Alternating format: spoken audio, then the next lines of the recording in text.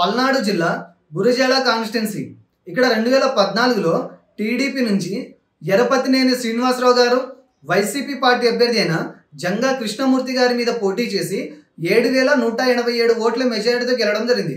ఫైనల్గా ఇక్కడ ఈ సీట్ని టీడీపీ కైవసం చేసుకోవడం జరిగింది.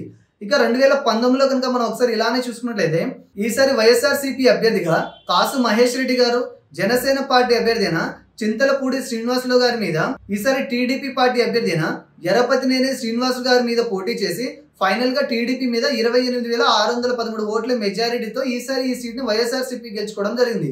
ఇక ఈ 2024 ప్రస్తుత పరిస్థితిగా మనం చూసినట్లయితే ఈసారి కూటమి అభ్యర్థిగా టీడీపీ నుంచి ఎరపతినేని శ్రీనివాసరావు గారు ఇక్కడ పోటీ చేస్తున్నారు. ఇక వైఎస్ఆర్సీపీ నుంచి ఈసారి కాసు మహేష్ రెడ్డి గారు ఇక్కడ పోటీ చేయడం జరుగుతుంది.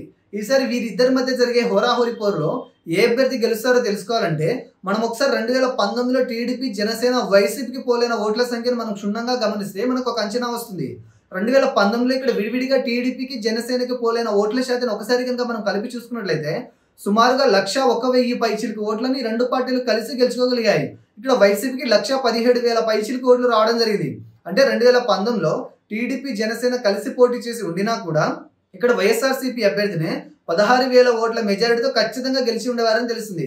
ఇక ఇప్పటి విషయానికి వస్తే ఈసారి ఇక్కడ గెలిపి ఎవరిదనంటే దీనికి సమాధానంగా ఆ టైంలో ఈ రెండు పార్టీలకు విడివిడిగా పోలైన ఇదే ఓట్ల శాతం ఈసారి కూడా చెక్కు చెదరకుండా అదే విధంగా ఇప్పుడు కూడా రిపీట్ అయితే ఖచ్చితంగా మంచి మెజారిటీతో ఈ సీట్ని వైఎస్ఆర్సీపీ అభ్యర్థి గెలుచుకునే అవకాశం ఉంది.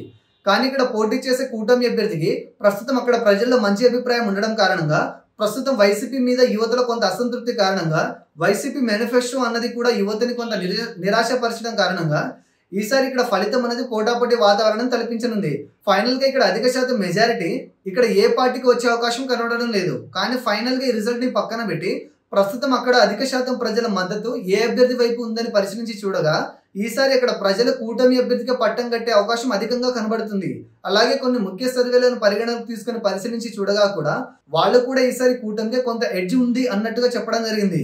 కానీ ఈ గెలుపు అన్నది కొత్తగా ఈసారి పోల్ అవ్వబోయే యువత ఓట్ల మీద కూడా ఆధారపడి ఉంటుంది. మారిన సమీకరణాలను బట్టి యువత ఎటువైపు మొగ్గు చూపితే ఆ పార్టీని ఈ నియోజకవర్గానికి కూడా కైవసం చేసుకునే అవకాశం ఉంది.